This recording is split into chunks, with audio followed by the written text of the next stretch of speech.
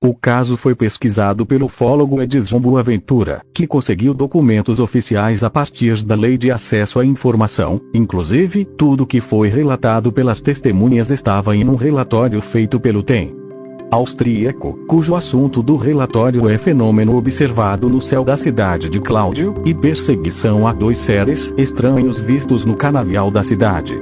Esse documento foi base para uma longa matéria que Edson Boaventura escreveu para a revista OVNI Pesquisa. Posteriormente, com maior conhecimento do caso, foi relatado que uma força militar da aeronáutica teria ido até o local e sumido com documentos e evidências, incluindo cartão de memória com as fotos que a polícia tinha tirado. Eles também foram alertados que o que eles tinham visto era apenas um fogo fato.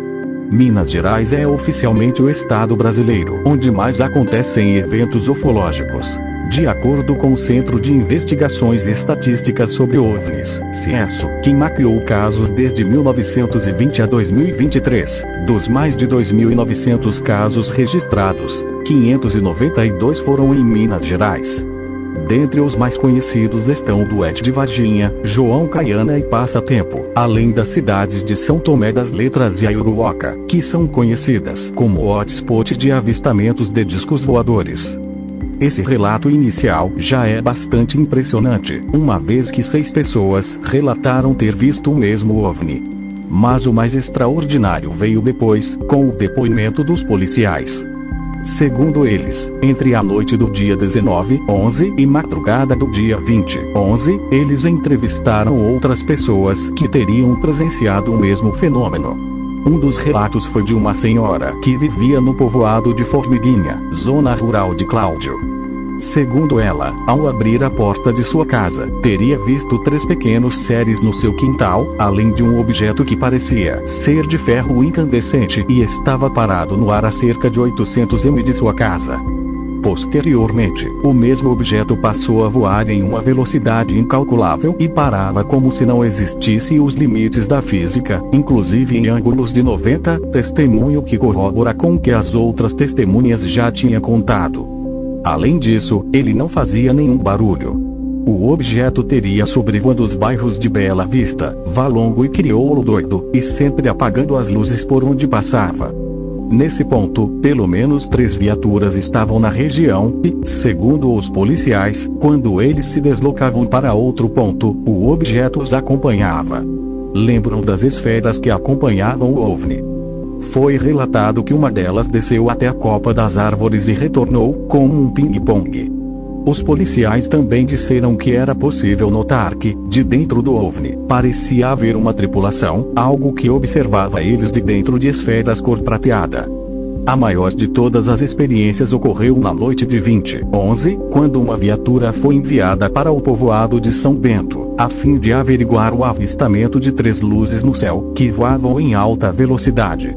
Nessa viatura estava o TEM austríaco, o SGP William e o SGP Valdir. Quando eles estavam passando por um canavial, o SGP William avistou algo luminoso que parecia estar vindo da região de mata. Quando eles se aproximaram, os 3 viram 2 seres com cerca de 90 centímetros de altura, 2 braços, 2 pernas e a cabeça era ovalada. Os seres emitiam eram luminosos e pareciam flutuar, se movimentando entre as canas sem tocar o chão. Em um determinado momento, a viatura não tinha como seguir em frente por conta de um lago, e os 3 oficiais decidiram parar a cerca de 100 metros das criaturas. Eles tentaram tirar fotos com uma câmera da época, mas os seres não saíram das imagens.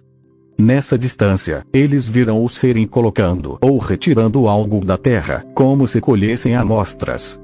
Nesse momento, eles sentiram dor de cabeça e dor no corpo.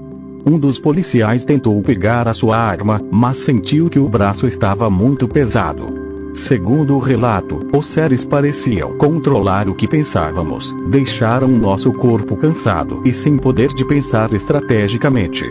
A situação toda era tão surreal que, segundo os policiais, parecia um grande pesadelo. Quando eles decidiram ir embora, achavam que tinham ficado por cerca de 30 ou 40 minutos observando as criaturas, mas quando eles olharam no relógio, tinham se passado mais de 2 horas. Após o evento, os três ficaram muito ansiosos, com os pensamentos acelerados e muita sede. Na manhã seguinte, eles voltaram até o local do avistamento, mas não encontraram nada, inclusive o lago que não tinha deixado a viatura seguir em frente tinha sumido. Também foi relatado que todas as viaturas que tiveram contato com a nave ou com as criaturas passou a apresentar problemas elétricos. No dia 19 de novembro de 2008, por volta das 22 horas, uma mulher chamada Renata Veloso estava se preparando para ver o jogo do Brasil contra Portugal, quando, da sua varanda, viu um objeto descer em alta velocidade do céu, segundo ela, como se fosse um relâmpago. Renata chamou seu marido várias vezes, que dado a insistência dela, foi até a varanda e viu o mesmo objeto. Segundo ele, era algo em formato de hexagonal, luminoso, que estava acompanhado de outros dois objetos esféricos que giravam em volta dele, sendo um vermelho e o outro prateado.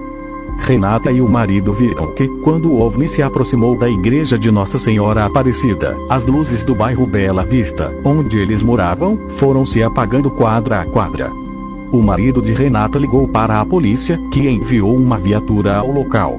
Nessa viatura estavam o cabo Rabelo, o soldado Francisco e o soldado Balbino. Do apartamento, ele viu quando a viatura se aproximou do objeto e eles puderam ouvir os policiais conversando entre si, em um misto de entusiasmo, desespero e surpresa. O cabo Rabelo inclusive conseguiu tirar algumas fotos dos OVNIs. Renata e o marido ligaram para uma vizinha chamada Irma de Fátima, que foi até a sacada e teve a mesma visão. Todos presenciaram quando o objeto passou a demonstrar estranhos padrões de voo, indo e voltando para os lados, além de parar de repente, algo totalmente impossível para qualquer aeronave conhecida. Cláudio é um município brasileiro localizado no estado de Minas Gerais, e que fica a 2 horas de carro da capital, Belo Horizonte, e, segundo o censo de 2022, tem 30.159 habitantes. O nome da cidade seria uma homenagem a um escravo chamado Cláudio, que teria encontrado um rio na região, que ficou conhecido como Ribeirão de Cláudio. A cidade de Cláudio é conhecida como a cidade dos apelidos, já que, por muito tempo, a maioria dos moradores era conhecido não pelos seus nomes, mas pelos apelidos, inclusive eles eram mostrados até mesmo na lista telefônica. O município também é conhecido como polo de fundições e metalúrgicas. Cerca de 60 indústrias integram o Parque Industrial Paulino Prado, um dos maiores do Brasil, que produz peças de alumínio, ferro fundido e outros metais. Policiais X-Aliens. Caso Cláudio, MG. Em 2008, uma pequena cidade no interior de Minas Gerais é invadida por luzes misteriosas e seres que teriam sido perseguidos pela polícia. Anos depois, um ufólogo consegue recuperar um relatório que detalha todos esses acontecimentos.